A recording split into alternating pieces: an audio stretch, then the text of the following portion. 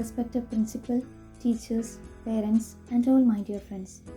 Today, on 15th August 2021, we are here to celebrate the 75th Indian Independence Day.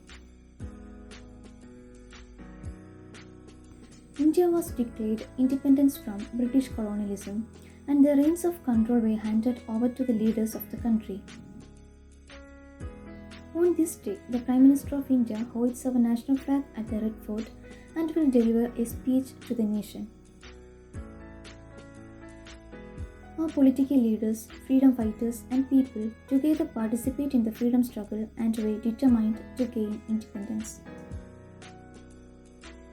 Our important freedom fighters include Mahatma Gandhi, Jawaharlal Nehru, Subhash Chandra Bose, Sardar Vallabhbhai Patel, Bhagat Singh, Sarojini Naidu, and many others.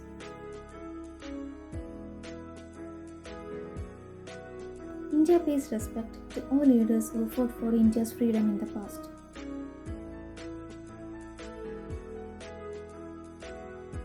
Independence Day in India is celebrated in various ways and with full patriotic feelings. We are proud to be an Indian. Happy Independence Day. Jai Hind.